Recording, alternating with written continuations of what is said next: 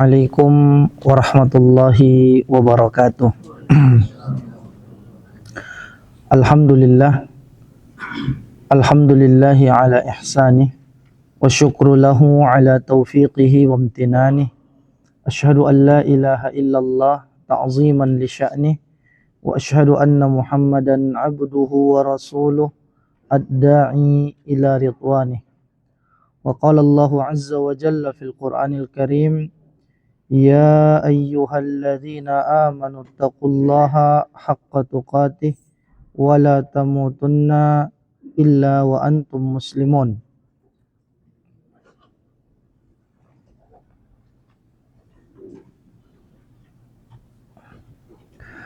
Para jamaah yang dirahmati oleh Allah Subhanahu wa taala, kita lanjutkan materi pembahasan kita pada kitab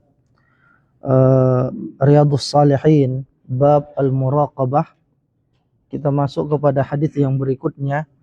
Nabi sallallahu alaihi wasallam menyebutkan, ini hadis yang ke-8, an Abi Hurairah radhiyallahu anhu qala Rasulullah sallallahu alaihi wasallam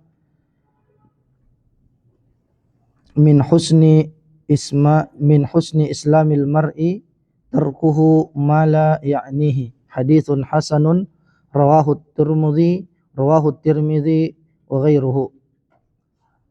Dari Abu Hurairah radhiyallahu an, beliau mengatakan bahwa Rasulullah sallallahu alaihi wasallam bersabda, di antara tanda baiknya Islam seseorang, dia meninggalkan apa-apa yang tidak bermanfaat bagi dirinya.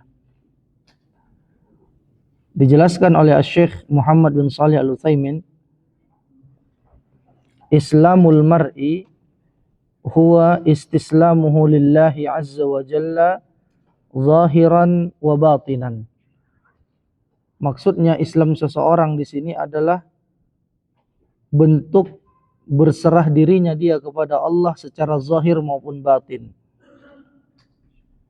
Adapun bentuk Islam seseorang secara batin, yakni istislamul abdi li rabbih bi islahi aqidatihi wa islahi qalbihi. Dengan seorang hamba senantiasa memperbaiki akidahnya, senantiasa memperbaiki hatinya dengan cara dia beriman kepada setiap apa-apa yang diwajibkan oleh Allah Subhanahu wa taala. Ya, sebagaimana juga disebutkan dalam hadis Jibril. Ya. Kemudian bagaimana seseorang dikatakan berislam secara zahir, yakni istislamu zahiran fahuwa islahu amalihi zahir. Dengan seseorang senantiasa memperbaiki amalnya yang tampak. Ya, kita senantiasa berusaha memperbaiki salat kita, memperbaiki tilawah kita, karena mempelajari dan terus memperbaiki hafalan, bacaan Al-Quran, tadabbur kita terhadap Al-Quran, ini merupakan program seumur hidup kita, jamaah sekalian. Memperbaiki salat agar lebih khusyuk, lebih memaknai bacaan-bacaannya, ini adalah program seumur hidup kita. Senantiasa kita berusaha untuk meningkatkannya. Tidak ada garis finishnya seseorang dalam memperbaiki salatnya. Ini maksudnya Islam seseorang dalam bentuk zahir. Dia berserah diri kepada Allah Subhanahu wa taala dengan memperbaiki amalan-amalannya yang zahir, yang nampak. Seperti ucapannya juga, perbuatannya. Wan nasu yakhtalifuna fil islami ikhtilafan zahiran katsiran. Ya. Dan manusia juga bertingkat-tingkat pemahamannya terhadap agama Islam. Kama annan nasa yakhtalifuna fi ashkalihim wa suwarihim. Sebagaimana juga manusia berbagai bentuk, berbeda-beda dalam rupanya, dalam bentuk tubuhnya. Ada yang tinggi, ada yang tidak demikian, ada yang besar, ada yang tidak demikian, ya. Nah, begitu jugalah seseorang berbeda tingkat keislamannya, berbeda tingkat keimanannya. Allah Subhanahu wa taala berfirman di dalam surah Al-Hadid ayat 10. Al-Hadid ayat 10 yang menandakan bahwa seorang yang bersedekah juga itu berbeda pahalanya, tingkatan pahalanya. La yastawi minkum man anfaqa min qablil fathi wa qatal. Ulaika a'zamu darajatan minal ladzina anfaqu min ba'du wa qatalu. Wa kullu wa'adallahul husna. Tidak sama di antara kalian siapa saja yang berinfak sebelum Fathu Makkah dan dia berjihad. Fathu Makkah tahun berapa? Tahun ke-8 Hijriah.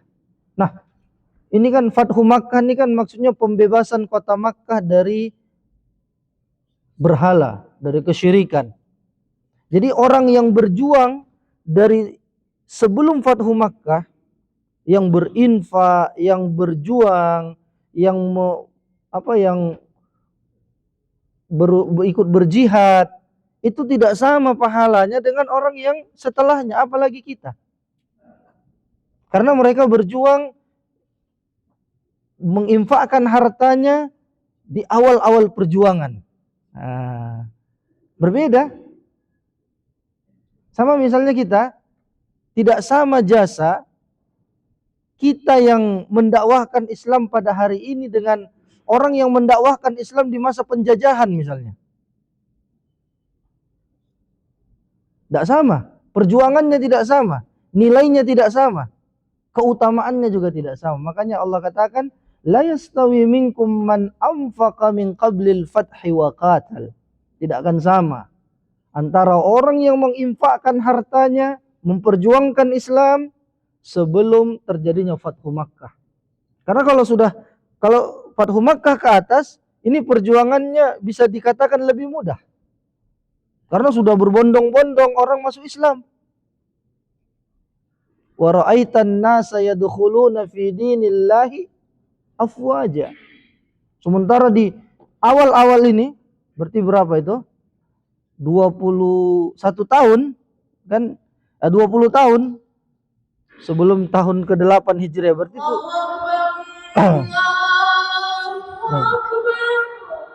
Allah.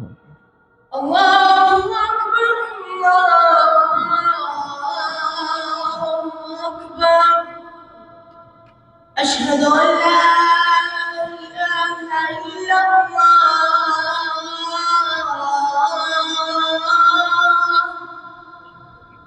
Asyhadu an la ilaha illallah.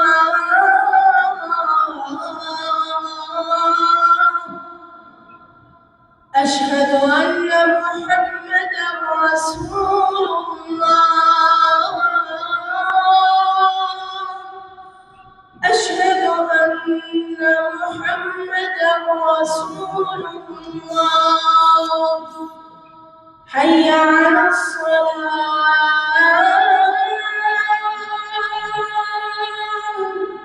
Hayya 'alas shalah.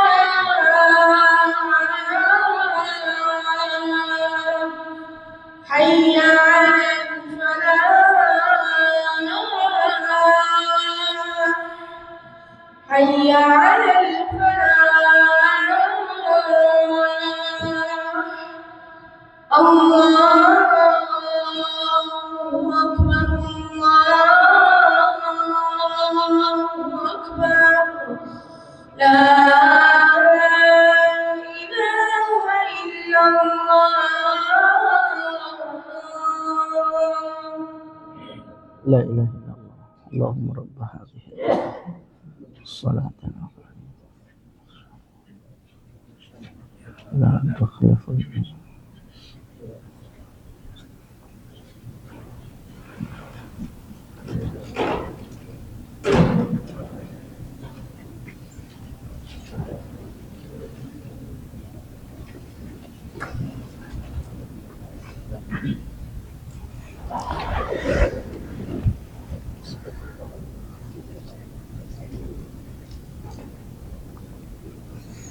Nah, jadi itu jamaah sekalian azan ya Allah wa iyyakum, bahwa nilai pahala itu disesuaikan dengan nilai perjuangan. Makanya Nabi juga sebutkan tidak sama pahala yang didapat oleh para sahabat Nabi dengan pahala yang kita lakukan sekalipun sedekahnya lebih banyak kita misalnya. Lau anfaqa ahadukum mithla Uhudin dhahaba ma balagha mudda ahadihim wala nasifah. Seandainya kalian berinfak sebesar gunung Uhud, sebesar gunung itu emas, kita infakkan, itu tidak sama nilainya di sisi Allah dengan infak seorang sahabat, ya, satu mud atau setengahnya emas. Tidak sama. Karena di masa mereka itu masa-masa perjuangan. Masa di mana orang mengorbankan hartanya untuk agama Allah, mengorbankan nyawanya untuk agama Allah, mengorbankan seluruh yang dia miliki untuk agama Allah Subhanahu wa taala. Maka ada sebuah syair yang menyebutkan al-fadlu lil mubtadi walau ahsanal muqtadi. Keutamaan itu diberikan kepada orang yang mengawali, ya, walaupun yang setelahnya lebih baik. Misalnya di daerah antum ada beberapa orang, 5-6 orang yang mengawali dakwah sunnah misalnya. Walaupun setelah 10, 20 tahun, 30 tahun ada 100 orang, ada 5 masjid di sana, tapi tetap keutamaan itu diberikan kepada yang mengawalinya. Karena pahala mereka akan tetap mengalir. Ya. Misalnya, setelah 50 tahun ke depan, banyak yang mengaji sunnah, banyak yang melaksanakan syariat Islam, menjalankan agama dengan benar di daerah tersebut. Ini akan mengalir pahalanya kepada 5 atau 6 orang yang merintis di awal. As-sabiqunal awwalun. Itu ya. Makanya kita tidak bisa mengalahkan pahala para sahabat. Konon lagi Rasulullah SAW, karena jasa mereka mendakwahkan Islam hingga sampai ke belahan benua, belahan negeri-negeri. Ya, bagaimana mereka membuka Hispania, Spanyol misalnya kan, melakukan futuhat dakwah Islam. Ini keutamaan yang diberikan kepada orang-orang yang mengawalinya. Nah, ulaika a'zamu darajatan minal ladzina anfaqu min ba'du wa qatalu. Ya, mereka itu lebih besar derajatnya daripada orang yang berinfak dan berjihad setelah Fathu Makkah. Tetapi tetap wa kullu wa'adallahul husna. Setiap generasi itu Allah janjikan kepada mereka kebaikan. Tetap ada kebaikan. Tapi kita jangan melupakan jasa guru-guru kita, ya. Jangan melupakan jasa senior-senior kita, atasan-atasan kita dari umur dan ilmu yang lebih dahulu merintis dakwah, yang lebih dahulu mengawali dakwah di satu tempat. Begitu ya. Karena jelas perjuangan mereka lebih berat. Perjuangan mereka lebih berat. Ya. Coba lihat bagaimana dahulu para ulama ketika mengawali dakwah tauhid di tanah air. Digelar sebagai orang yang kafir lah. Macam-macam. Bahkan sampai sekarang cemoohan itu masih ada. Baik. Dan di hadis yang sebelumnya, hadis yang ke-7, ini disebutkan an Abi Ya'la Shaddad bin Aus radhiyallahu anhu anin Nabi sallallahu alaihi wasallam qala al-kayyisu man dana nafsahu wa amila lima ba'dal maut wal ajizu man ittaba'a nafsahu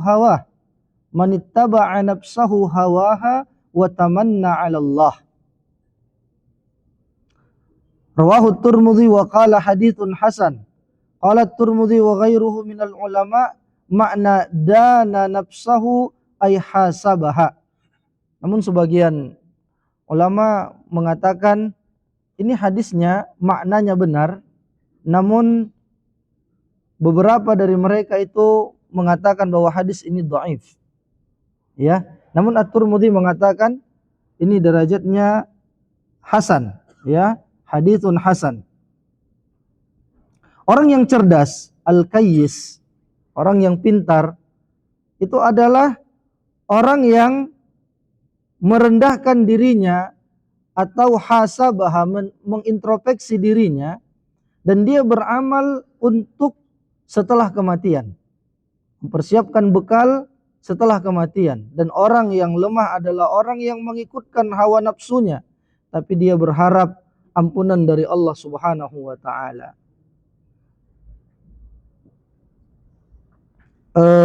Fawaid dari hadis ini jamaah sekalian, al-hassu ala intihazil furas. Anjuran agar kita memanfaatkan waktu dan sisa umur kita. Berapa yang tersisa dari usia kita? Kita tidak tahu. Mungkin 5 tahun, mungkin 1 tahun, mungkin 10 tahun. Tapi kita manfaatkan itu untuk menyiapkan bekal menuju kampung akhirat. Bisa jadi lebih lama usia kita nanti di alam barzakh daripada di alam dunia ini. Bayangkanlah orang yang meninggal 300 tahun yang lalu, yang mungkin sampai sekarang kita nggak tahu kisahnya bagaimana. Dia sudah di alam barzakh 300 tahun. Mungkin di dunia dia cuma 70 tahun, 80 tahun. Tapi ratusan tahun kemudian dia masih berada di alam barzakh. Maka orang yang cerdas, orang yang pintar adalah orang yang senantiasa introspeksi diri, senantiasa mengoreksi dirinya sendiri, dan menyiapkan bekal setelah kematian. Wa an yada'al kasal wat tahawuna wat tamanni, dan hendaknya dia meninggalkan rasa bermalas-malasan,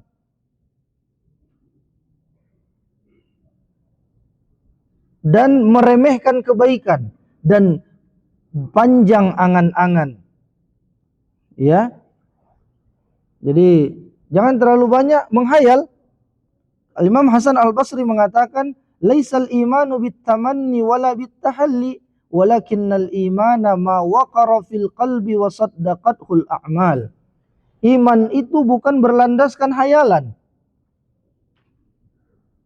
Ya, ada orang yang mengaku beriman padahal dia menghayal saja. Seolah-olah dia anggap ruhnya bisa terbang, berzikir sepanjang malam, begitu ya. Sementara iman yang sebenarnya apa yang terpatri dalam hati seseorang dan ditampakkan, dibenarkan dengan amal saleh. Jadi itulah keimanan. Tasdiqun bil qalbi, dibenarkan dalam hati, iqrarun bil lisan, diikrarkan dengan lisan, dan diamalkan, amalun bil arkan, diamalkan dengan anggota badan. Makanya Imam Asy-Syafi'i menyebutkan bahwa apabila engkau melihat seseorang bisa berjalan di atas air atau dia terbang di udara, jangan dulu buru-buru meyakini bahwa dia adalah seorang wali, seorang yang beriman, sampai engkau menyaksikan bagaimana berpegang teguhnya dia terhadap kitabullah dan sunnah Rasulullah sallallahu alaihi wasallam. Ya. Ini beliau sendiri yang mengatakan. Lihat, dia ketika ada azan datang enggak ke masjid? 5 waktu hadir enggak dia ke masjid? Sekalipun dia mengaku sebagai Syekh Fulan, Wali Fulan, Habib Fulan, kalau toh dia tidak mendatangi sholat berjamaah ke masjid misalnya, ini diragukan pengakuannya itu. Karena dia bukan masuk kategori al-kayyisu tadi. Tayyib. Berikutnya jamaah sekalian, a'azzani Allah wa iyyakum. Adapun orang yang lemah, al-ajiz, itu orang yang senantiasa mengikuti hawa nafsunya. Ya. Wal iyadzu billah, peperangan kita terhadap hawa nafsu juga ini sepanjang hidup kita. Innan nafsa la ammaratum bisu. Sesungguhnya hawa nafsu, nafsu ammarah senantiasa mengajak manusia untuk melakukan keburukan-keburukan. Wal'iyadzubillah. Makanya kita perbanyak zikrullah untuk melawan hawa nafsu itu.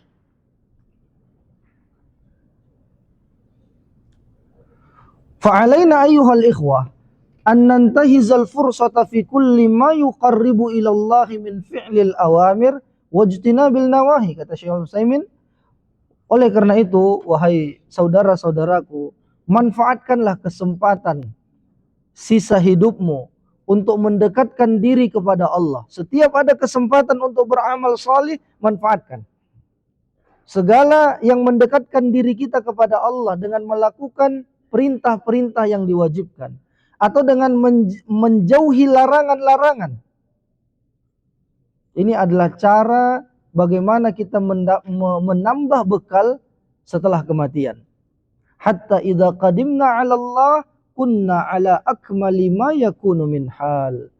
Sehingga ketika kita sudah menghadap kepada Allah nanti, kita dalam keadaan yang terbaik, versi terbaik dari diri kita.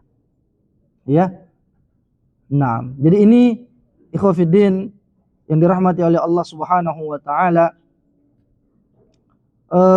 Kemudian yang berikutnya tadi, di antara perkara yang tidak bermanfaat yang harus kita tinggalkan, sesuatu yang melalaikan kita. Kadang seseorang ngerumpi perkara-perkara yang tidak bermanfaat untuk dunianya, tidak bermanfaat untuk akhiratnya. Sebisa mungkin kita kuranginlah hal yang seperti itu. Ya, ngalur ngidul, tidak ada manfaatnya. Maka min husni islamil mar'i tarkuhu ma la ya'ni, merupakan tanda baiknya Islam seseorang, dia meninggalkan apa yang tidak bermanfaat bagi dirinya. Kadzalika aidan la tatadakhal fi syu'unin nasi idza kana hadza la yahummuk. Begitu juga engkau tidak perlu mengikuti urusan orang lain. Ya, tidak perlu cari-cari tahu informasi tentang si fulan, bagaimana dia, kenapa dia begini. Ini perkara yang tidak bermanfaat bagi kita. Tapi terkadang itulah yang menjadi trending topik. Artis ini begini, seleb ini begini, kita tak sengaja kita ikuti, scroll terus, ikut-ikutan, tahu informasinya, padahal itu tidak bermanfaat untuk dunia maupun akhirat kita.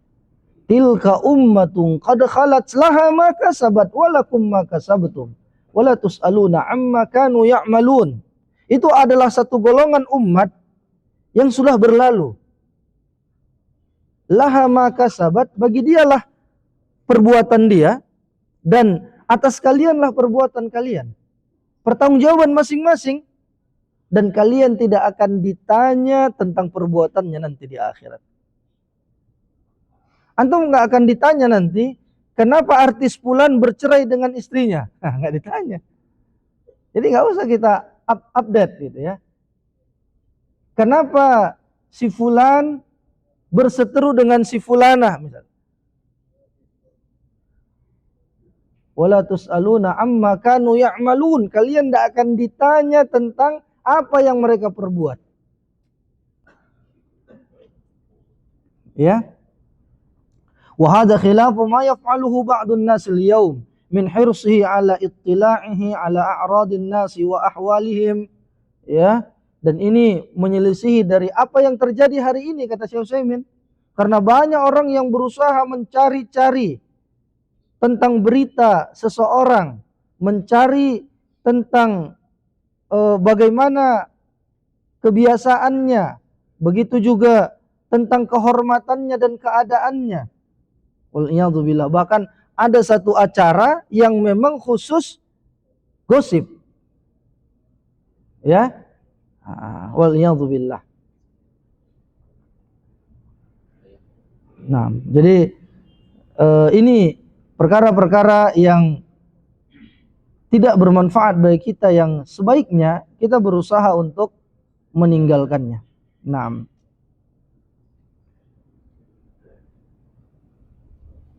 Hadis yang berikutnya disebutkan bahwa hadis yang ke-9 dari bab ini, hadis yang terakhir dari bab al-muraqabah. An Umar radhiyallahu anhu anin Nabi sallallahu alaihi wasallam qala la yus'alur rajulu fima daraba imra'atahu, rawahu Abu Dawud wa ghairuh. Coba artikan Pak Doni, apa artinya? Dari Umar radhiyallahu anhu dari Nabi sallallahu alaihi wasallam, dia bersabda, jangan seorang suami ditanya penyebab ia memukul istrinya. Hal itu tergantung muraqabahnya kepada Allah. Hadis riwayat Abu Dawud dan Naam. Bismillah.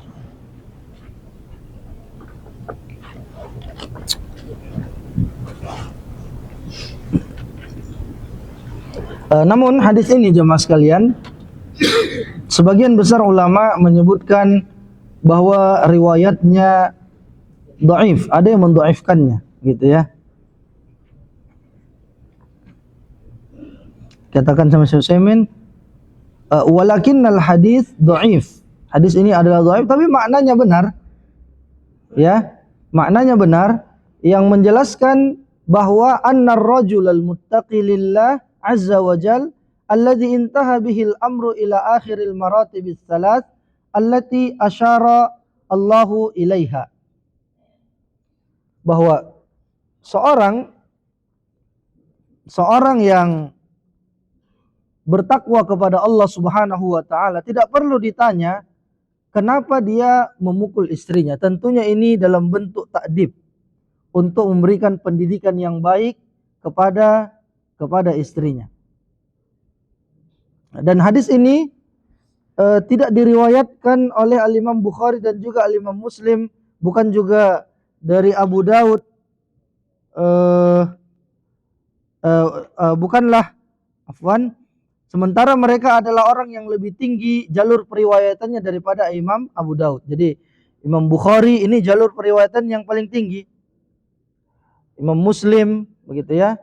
Sementara hadis ini disebutkan oleh ulama yang lainnya, ini adalah hadis yang dhaif. Maknanya begini.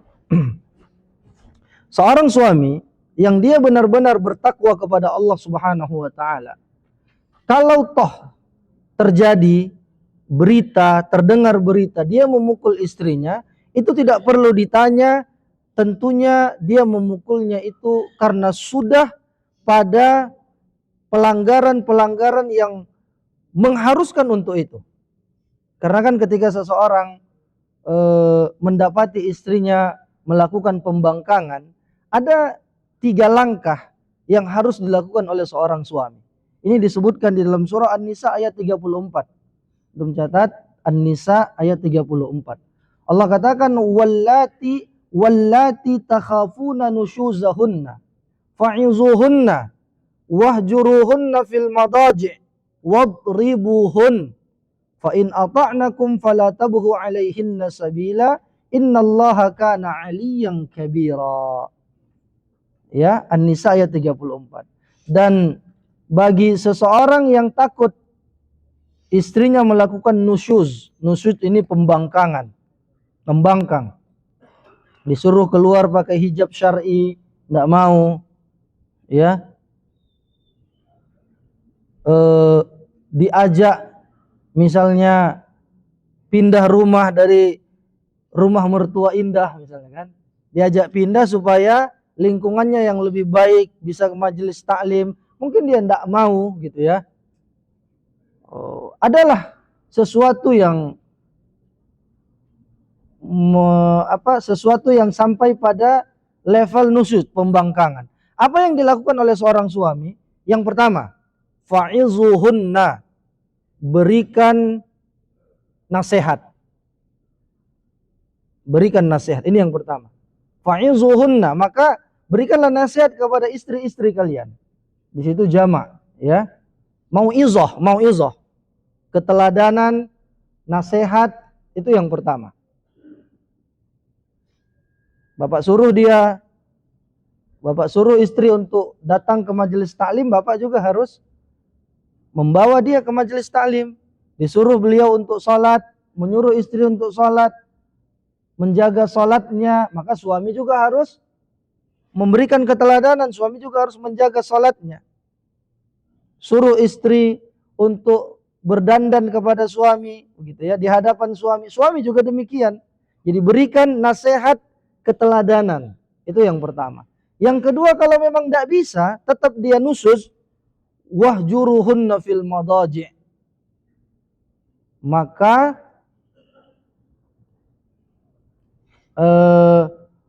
pisahkan ia dari ranjang. Ini banyak antum yang melakukan ini.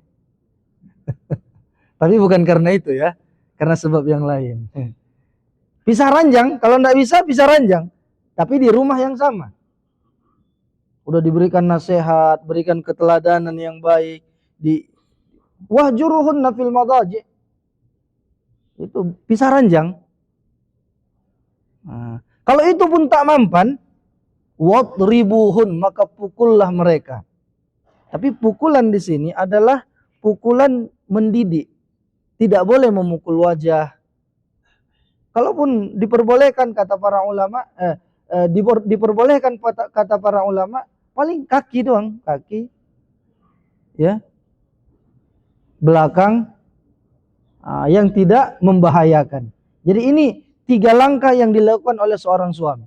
Pertama, berikan nasihat, keteladanan, kemudian pisah ranjang, kemudian yang ketiga, boleh memukul, tapi pukulan mendidik. Fa in ata'nakum fala tabghu 'alaihinna sabila. Kalau setelah itu mereka taat kepada kalian, maka ya jangan diceraikan. Gitu ya. Sesungguhnya Allah Maha tinggi dan maha besar. Jadi pukulan itu adalah akhirul maratib, langkah yang terakhir. Sehingga kalau misalnya itu terjadi bagi seorang suami yang saleh, berarti dia sudah melakukan yang satu, yang kedua sudah dia lakukan. Tapi ada juga yang tiba-tiba ada kesalahan sedikit langsung memukul istrinya, itu nggak boleh. Apalagi menampar wajahnya. Wal'iyadzubillah. Baik. Jadi ini diantara nasihat dan fawaid yang ada dalam makna hadis ini. Walaupun riwayatnya lemah, tapi maknanya itu benar. Ya, jadi itu jamaah sekalian, a'azzani Allahu wa iyyakum jami'an. Dan juga kita berusaha untuk memperbaiki akhlak kita, memperbaiki muamalah kita, karena Nabi Shallallahu Alaihi Wasallam sebutkan akmalul mu'minina imanan ahsanuhum atau ahasinuhum khuluqan.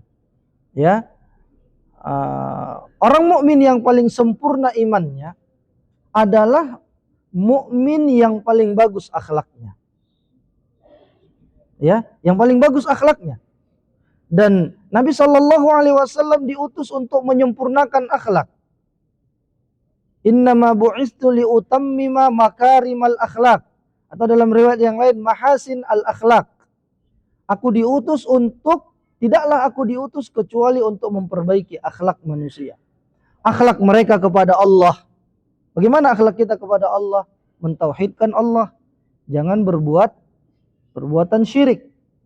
Dan akhlak kita kepada Rasulullah, jalankan sunnah beliau, amalkan ajaran Nabi Shallallahu Alaihi Wasallam, jangan melakukan perkara-perkara yang menyelisihi sunnah. Karena disebutkan di dalam Al-Quran, ya, laqad kana lakum fi Rasulillahi uswatun hasanah. Sungguh telah ada pada diri Rasulullah suri tauladan yang baik bagi kalian. Karena itu Nabi harus kita teladani. Itulah akhlak kita kepada Nabi Shallallahu Alaihi Wasallam. Jalankan yang disunnahkan, yang diajarkan oleh beliau Shallallahu Alaihi Wasallam. Dan akhlak kita kepada manusia, akhlak kita kepada sesama hamba-hamba Allah Subhanahu wa taala. Jadi Bukan hanya terbatas memperbaiki akhlak kepada manusia saja, tidak, tapi kepada Allah, kepada Rasulullah sallallahu alaihi wasallam. Ya, karena kembali lagi kepada bab al-muraqabah, ya, bab al-muraqabah, bagaimana muamalah suami kepada istrinya itu diawasi oleh Allah Subhanahu wa taala. Bagaimana akhlak seorang hamba kepada yang lainnya itu diawasi oleh Allah Subhanahu wa taala dalam pengawasan Allah tabaraka wa taala. Ya, karena akhlak ini melekat pada diri kita. Itu dia jamaah sekalian. Mudah-mudahan apa yang kita sampaikan ini kiranya bermanfaat dan menjadi fawaid bagi kita. Kalau ada mungkin 1-2 pertanyaan seputar materi kita pada bab al-muraqabah, karena insyaallah pertemuan berikutnya kita masuk kepada bab at-taqwa, bab yang ke-6 dari kitab Riyadhus Shalihin. Wa akhiru da'wana anil hamdulillahi rabbil alamin. Kalau ada pertanyaan kami persilahkan.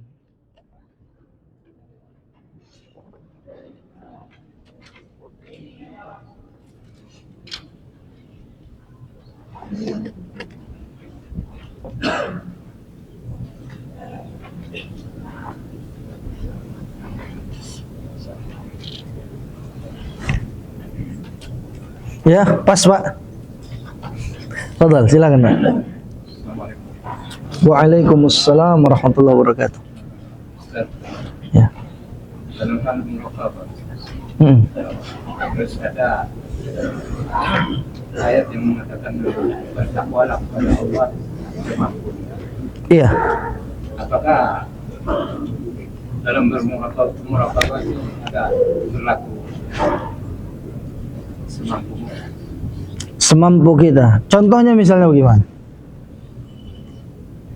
Ya mungkin sekarang kita kadang-kadang niat sudah jalan untuk berbuat keburukan. Iya. Terjadi nggak kira-kira? Tidak terjadi. Tidak terjadi. Baik. Jadi ini pertanyaan yang bagus, masya Allah. Allah sebutkan dalam Al-Quran, fattaqullaha mastata'tum. Bertakwalah kalian kepada Allah sedaya mampu kalian. Itu ya. Dan ini tentu ada kaitannya dengan muraqabah. Bagaimana dengan bab muraqabah, merasa diawasi oleh Allah. Karena terkadang muncul dalam hati kita mau melakukan maksiat. Kadang terjadi, kadang tidak terjadi. Begitu ya. Dan kita juga memahami konsep bahwa iman itu pasang surut. Iman kita naik turun. Tidak ada yang imannya naik terus. Manusia ini nggak ada. Siapa yang imannya naik terus? Malaikat. Karena malaikat begitu diperintahkan dia untuk bertasbih, sampai hari kiamat bertasbihlah dia. Dia tidak punya hawa nafsu. Begitu diperintahkan untuk sujud, sujudlah dia sampai hari kiamat. Itulah malaikat, imannya naik terus. Tidak ada malaikat yang bermaksiat. Tapi kita bukan malaikat. Ya. Suamimu bukan malaikat, istrimu juga bukan bidadari. Kita manusia biasa yang imannya yazidu wa yanqus. Yazidu bil ta'ah wa yanqusu bil maksiyah. Iman kita ini bertambah ketika melakukan ketaatan, berkurang ketika melakukan kemaksiatan.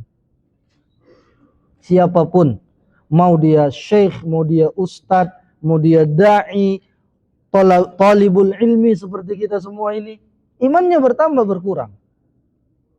Nah, bagaimana kalau ada niat berbuat maksiat tapi tidak terlaksana? Ada hadis yang mengatakan, dalam hadis ini riwayatnya sahih, ya. Man hamma bihasanatin falam ya'malha. Siapa yang berniat melakukan kebaikan tapi enggak jadi dia laksanakan, Allah catat itu menjadi satu kebaikan. Wa man hamma, dan barang siapa yang berniat melakukan keburukan bisayyi'atin falam ya'malha, tapi dia enggak jadi melakukannya, enggak jadi dia melakukan maksiat itu, Karena mungkin dia takut kepada Allah, nggak jadilah. Dia teringat, maka dicatat bagi dia satu kebaikan juga. Tapi ingat, dia nggak jadi melakukan maksiat itu karena dia ingat Allah. Tapi kalau dia nggak jadi melakukan maksiat itu karena dilihat sama orang lain, ya dia nggak berdosa, tapi nggak dapat pahala juga. Tapi kalau dia teringat, nggak jadi dia berbuat maksiat ini. Ya, seperti kisah orang yang terkurung dalam gua itu, dia mau berzina dengan sepupunya yang sangat dia sukai, tapi udah mau dia laksanakan, tapi dia ingat Allah, dia nggak jadi melakukan itu. Ya, maka dicatatkan menjadi satu kebaikan. Dan memang walaupun kita merasa kita ini diawasi oleh Allah, tetap peperangan antara bisikan kebaikan dengan bisikan keburukan ini tetap ada dalam 1 kali 24 jam. Betul tidak, Pak? Iya. Ya. 1 kali 24 jam bisikan-bisikan itu terus ada. Ngajilah 1 halaman, 2 ayat. Ada bisikan lain yang lain kan? Tadi kan baru ngaji gitu kan. Salat duha lah. Semalam kemarin kan udah. Atau ada bisikan, kamu kan baru buat maksiat. Mana Allah terima? Ada. Semua kita itu punya bisikan-bisikan itu. Alladzi yuwaswisu fi sudurin nas. Itulah dia yang memberikan waswas ke dalam dada-dada manusia. Minal jinnati wan nas, dari bangsa jin dan juga manusia. Kadang teman yang membisikkan, yang mengajak kita berbuat baik atau yang tidak baik. Kadang juga jin korinnya. Ya, jin korinnya itu yang suka mengajak kepada yang tidak baik. Ya. Jadi bagaimana? Memang benar kita bertakwa semampu kita, maka dari itu perbanyaklah amal ketaatan supaya kemampuan itu lebih berkualitas. Semakin kuat benteng. Karena apa? Di bab takwa nanti akan kita bahas. Bertakwalah. Apa makna takwa? Di antara makna takwa secara bahasa, al-wiqayah, perisai, benteng. Benteng itu apa? Menghindarkan diri dari serangan musuh. Siapa di antara musuh kita? Hawa nafsu. Maka semakin dia banyak melakukan amal kebaikan, amal ketakwaan, berarti semakin kokoh bentengnya. Tapi kalau bentengnya lemah, perisainya lemah, lihat teh manis dingin aja udah pengen buka puasa. Kedengaran bunyinya gitu kan, kelteng-kelteng gitu kan. Udah tergoda dia. Masya Allah. Ada yang gak tergoda dengan yang seperti itu? Makanya iblis yang dia itu tentu lebih senior ya, seangkatan Nabi Adam gitu kan. Seangkatan sama Nabi Adam, dia tahu, oh si fulan kelemahannya ini. Manusia itu ada yang kelemahannya di harta, jabatan. Kalau ditawarkan jabatan, dia akan cari itu dengan mati-matian, halal haram gak perlu. Maka digodalah dia dari jabatan. Ada yang digoda dari sisi wanita misalnya. Ada yang digoda dari uang, harta kekayaan. Macam, dan dia tahu, oh si fulan tuh titik lemahnya ini. Ini. Maka kita berlindung kepada Allah Subhanahu wa taala. Ya, jadi ada kaitannya takwa dengan muraqabah. Ya, bertakwa sedaya mampu kita, yaitu sekuat apa perisai benteng keimanan kita. Sekuat itu pula lah kita akan merasakan muraqabah, diawasi oleh Allah Subhanahu wa ta'ala. Kadang-kadang kita merasakan, kadang-kadang kita kalah juga oleh hawa nafsu. Nah, memang begitulah manusia. Ya, bukan berarti kita menormalisasi, tapi memang mau bagaimanapun manusia pernah kalah dengan hawa nafsunya. Ya. Ada hadis yang menyebutkan